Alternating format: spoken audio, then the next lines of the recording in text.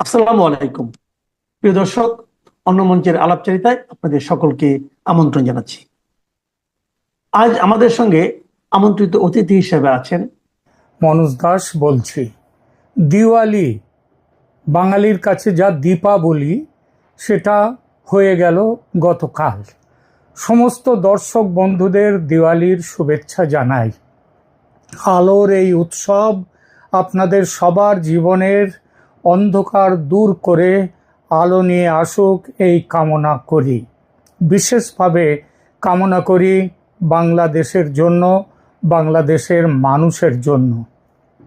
আপনাদের হয়তো মনে আছে, গত বছরের দিওয়ালি উপলক্ষে শুভেচ্ছা বার্তায় প্রেসিডেন্ট ট্রাম্প উল্লেখ করেছিলেন বাংলাদেশের রাজনীতিতে ধর্মীয় হিংসা নিয়ে। এবছরও 20শে অক্টোবর ট্রাম্প দিওয়ালির বার্তা দিয়েছেন। দিওয়ালি এখন তো শুধু হিন্দুদের ধর্মীয় উৎসব নয়, আমেরিকা এবং পৃথিবীর বহু দেশে দিওয়ালি উদযাপন করেন ধর্ম বর্ণ নির্বিশেষে মানুষ। সেখানকার সরকারও এই উৎসবে মেতে ওঠে। দিওয়ালি হলো, এর একটা কারণ আছে। কারণটা হলো, দিওয়ালি হলো অন্ধকারের বিরুদ্ধে আলোর জয়, অসতের বিরুদ্ধে সতের জয়। হোয়াইট হাউসে জাঁকজমকের সঙ্গে পালিত হয় দিওয়ালি। ট্রাম্পের দিওয়ালি বার্তা প্রসঙ্গে আসি। কি লিখেছেন ট্রাম্প সেই বার্তায়? একদম আক্ষরিক বাংলা অনুবাদ পড়ছি।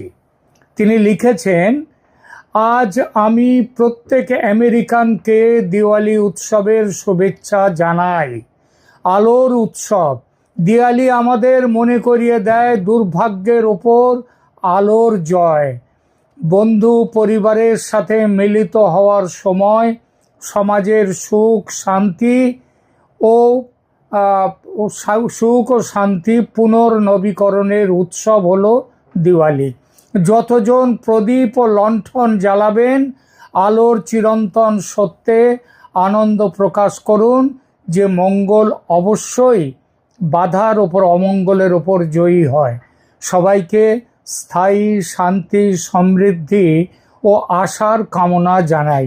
গতবার 2024 সালের বক্তব্যে এটাই ছিল মূল সুর। তবে এবছর ট্রাম্প কিছুটা বিশেষ গুরুত্ব দিয়েছেন পরিবার সম্প্রীতি আর আশা ও আনন্দের পুনর্নবীকরণের ওপর। এবারের বার্তায় বাংলাদেশ প্রসঙ্গ সরাসরি রাখেননি ট্রাম্প, যেটা গতবার রেখেছিলেন। তবে পরোক্ষে অবশ্যই রেখেছেন। প্রত্যক্ষে রাখার জন্য সেরকম কোনো কারণ নেই, কেননা ইতিমধ্যে বাংলাদেশ নিয়ে কিছু সিদ্ধান্ত নিয়ে ফেলেছে আমেরিকা বাংলাদেশের পরিস্থিতির স্বাভাবিকীকরণ করবার জন্যে। যার একটি হলো বাংলাদেশের ব্যাপারে সিদ্ধান্ত নেয়ার বিষয়ে ভারতকে গ্রিন সিগন্যাল, যেটা কয়েকদিন আগেই ভারতকে দিয়েছে আমেরিকা। তারই সূত্র ধরে গতকাল ফোনে কথা হলো ভারতের পররাষ্ট্রমন্ত্রী সুব্রমণিয়াম জয়শঙ্কর ও আমেরিকার সেক্রেটারি অফ স্টেট মার্কো রুবিওর। রুবিও করেছিলেন ফোন দিওয়ালির শুভেচ্ছা জানাতে। কথায় কথায় জয়শঙ্কর তুললেন বাংলাদেশ প্রসঙ্গ। কদিন আগে অক্টোবরের 14 থেকে 16 তারিখ ভারতের মিলিটারি ইন্টেলিজেন্সের যে 4 অফিসার বাংলাদেশ সফরে গিয়ে বিভিন্ন পর্যায়ে বৈঠক করেছেন, সেটা কিন্তু আমেরিকার চাপে এবং ওয়াকারুজ্জামানের চাপে মেনে নিতে বাধ্য হয়েছিলেন মোহাম্মদ ইউনূস। এবং এই সফরের কথা আমেরিকা জানতো, আমেরিকাকে জানিয়েই হয়েছে এটা। সেই বৈঠকে আমাদের ভারতের যেসব অফিসাররা গিয়েছিলেন, তারা সেখানে গিয়ে যেসব বৈঠক করেছেন বিভিন্ন পর্যায়ে, সেই সব বৈঠকের আলোচনা ও সিদ্ধান্ত নিয়ে তারা যে রিপোর্ট দিয়েছেন সরকারকে, সেই রিপোর্টে কি বলা আছে সেটা মার্কো রুবিওকে ডিটেলসে জানান জয়শঙ্কর। ভারতের পক্ষ থেকে নিশ্চিত করা হয় বেশ কয়েকটি বিষয়, যেগুলো সেখানে বাংলাদেশ সফরে গিয়ে আলোচনা হয়েছে এবং একটা পজিটিভ বার্তা পাওয়া গেছে বাংলাদেশের সেই আলোচনায়। এগুলো হলো, এক, বাংলাদেশে নির্বাচন হচ্ছে আর সেটা এগিয়ে এনে ডিসেম্বর বা জানুয়ারির প্রথম সপ্তাহে অনুষ্ঠিত হবে, অর্থাৎ ফেব্রুয়ারি পর্যন্ত যাওয়া নয়, তার আগেও হওয়ার সম্ভাবনা ব্যাপকভাবে, যদি তাদের নির্বাচনের ব্যাপারে নির্বাচন কমিশন প্রস্তুত থাকে, তৈরি থেকে থাকে, প্রাথমিক কাজগুলো যদি তাদের হয়ে থাকে নির্বাচন করার জন্যে যেটা দরকার। দুই, আওয়ামী লীগ নির্বাচনে যাতে অংশ নিতে পারে সেটা নিশ্চিত করা হবে। অপরাধ ট্রাইব্যুনালকে কিভাবে আটকাতে হবে সে বিষয়ে জেনারেল ওয়াকারুজ্জামানের সঙ্গে বসে প্ল্যান ফাইনাল করেছে ভারত। কারণ মোহাম্মদ ইউনূসের একটা আশা ছিল, প্ল্যান ছিল, এবং ওখানকার জামাত এবং পাকিস্তানের আইএসআই এর প্ল্যান ছিল, এই যে অপরাধ ট্রাইব্যুনালের বিচার দিয়ে এমন একটা পরিস্থিতি তৈরি হবে বাংলাদেশে যেখানে নির্বাচন নাও হতে পারে, নির্বাচন পিছিয়ে যেতে পারে। 3 নম্বর যেটা আলোচনা হয়েছে, নির্বাচনের, এটা খুবই গুরুত্বপূর্ণ, সবগুলোই গুরুত্বপূর্ণ পয়েন্ট, তবুও এটা বিশেষভাবে বলছি তার কারণ এটা শেখ হাসিনা সম্পর্কিত।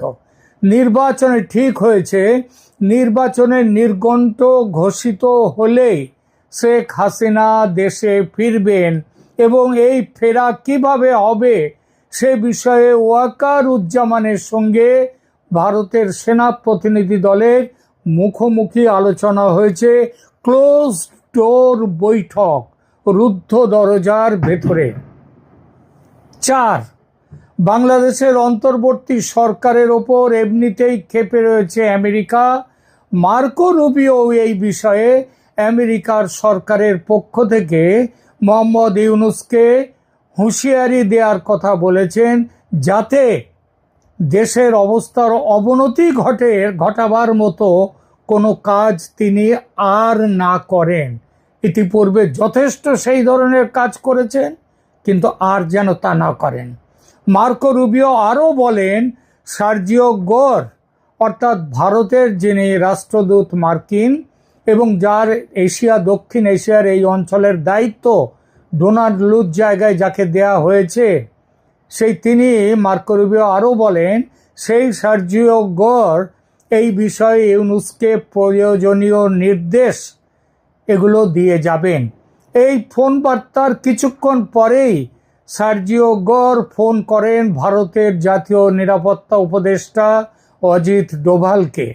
তথ্যাভিজ্ঞ সূত্র জানাচ্ছে, এরপর ডোভাল এবং সার্জিও গোর মুখোমুখি বসেন। অপারেশন বাংলাদেশ নিয়ে নানান খুঁটিনাটি আলোচনা হয় তাদের মধ্যে। সেই আলোচনার বিশদ খুব সঙ্গত কারণেই বাইরে আসেনি, তবে এটুকু অনুমান যে এই পট পরিবর্তনে ক্রুদ্ধ হয়ে, অর্থাৎ বাংলাদেশের ব্যাপারে ভারত এই যে এগিয়ে এসছে এবং তার সঙ্গে আমেরিকার সমর্থন আছে, এইটা বাংলাদেশের সন্ত্রাসী গোষ্ঠী আইএসআই, জামাত, এরা এটাতে খুশি নয়। সুতরাং সন্ত্রাসী গোষ্ঠীকে দিয়ে ভারতে নাশকতা চালানোর একটা পরিকল্পনা হতে পারে।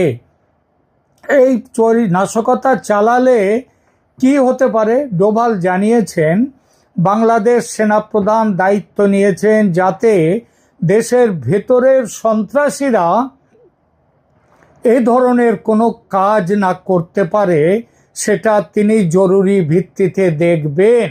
আর সেই দেখাটা তিনি শুরু করে দিয়েছেন ভারতের অফিসাররা ঢাকাতে থাকার মধ্যেই।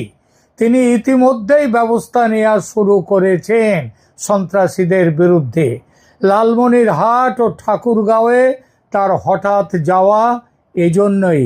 আর তিনি বাংলাদেশ, মানে ওয়াকারুজ্জামান, বাংলাদেশ বর্ডার গার্ডস বা বিজিবিকেও চরম সতর্ক থাকার নির্দেশ দিয়েছেন এবং সরকারের কোনো কথা নয়, যেন সেনাপ্রধানের কথা শুনতে তারা বাধ্য, এবং সেটাই তারা যে শুনতে হবে তাদের, সেটাও পরিষ্কার করে বলে দিয়েছেন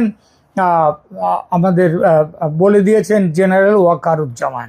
আগামীকাল 22শে অক্টোবর আন্তর্জাতিক অপরাধ ট্রাইব্যুনালে হাজির করার কথা সেনা অফিসারদের, যাদের বিরুদ্ধে জারি করা হয়েছে গ্রেপ্তারি পরোয়ানা। তাদের মধ্যে 14 জন অফিসার আপাতত ঢাকার সেনানিবাসে সেনা হেফাজতে রয়েছেন। মনে রাখবেন, হেফাজতে আছেন, তাদের কিন্তু গ্রেপ্তার করা হয়নি, কারণ গ্রেপ্তার করা হলে 24 ঘন্টার মধ্যে পুলিশের কাছে তাদের দিয়ে দেওয়ার কথা থাকে, কিন্তু সেটা দেয়া হয়নি। এতেই প্রমাণ যে তাদের গ্রেপ্তার করা হয়নি। আর গ্রেপ্তার করা হয়নি এজন্য যে তাদের নামে জারি পরোয়ানা সেটা নাকি সেনার হাতে আসেনি। কেন আসেনি, কেন গ্রেপ্তার করে তাদের পুলিশের হাতে তুলে দেওয়া হয়নি, সেসব একটু ভালোভাবে চিন্তা করুন, বুঝতে পারবেন। এবং সেটা দেখলে বোঝা যায় আইসিটির ওপর বড় একটা চাপ ইতিমধ্যে এসে গেছে আর না এগোনোর জন্যে। কিন্তু আইসিটিকে দিয়ে যারা এগুলো করছে, পাকিস্তানের সেই আইএসআই, জামাত, ইসলামপন্থী শক্তিরা এবং কিছুটা বিএনপিও বটে, আর এনসিপি তাদের কথা উল্লেখই করলাম না, তাদের এমনি বিরাট কিছু ক্ষমতা এই মুহূর্তে নেই। তো এই দেখলেই বোঝা যায় এদের সবার একটা চাপ। এরা যে আজকে এই যে চাপের ফলে আইসিটি যদি পিছিয়ে যায়, সেটা তাদের পরাজয়, কারণ এটা তো তাদেরও আগামী দিনের প্ল্যান এবং মরণ বাঁচন লড়াই। পিছিয়ে এলে, তারা যদি পিছিয়ে আসে, হাসিনার বিরুদ্ধে যেসব পরিকল্পনা তৈরি আছে সেসব বাদ দিতে হয়। সহজে এটা তারাও মানতে চাইবে না। সুতরাং একটা লড়াইয়ের জায়গাতে আসবে। লড়াই থামবে না চলবে, তার একটা সিদ্ধান্ত আগামীকাল আন্তর্জাতিক অপরাধ ট্রাইব্যুনালের এজলাসে দেখা যাবে। সেখানে কি হয় তার উপর নির্ভর করছে যে লড়াইটা আরো বড় হবে নাকি লড়াইটা এখানে শেষ হবে। আপাতত এটাই খবর যে নির্বাচন হচ্ছে বাংলাদেশে। সে নির্বাচন ফেব্রুয়ারির আগেও হয়ে যেতে পারে, এবং নির্বাচনের দিনক্ষণ ঘোষিত হলেই শেখ হাসিনা দেশে ফিরবেন, এবং আওয়ামী লীগকে নিয়েই এই নির্বাচন করতে হবে, এটাও ঠিক হয়ে গেছে। ভারত এবং আমেরিকার যৌথ প্ল্যান। আর এই পুরো প্ল্যানটা এইটা কার্যকর করার বাংলাদেশের মধ্যে বড় দায়িত্ব দেয়া হয়েছে সেনাপ্রধান ওয়াকারুজ্জামানের ওপর। আপাতত এটুকুই। ধন্যবাদ।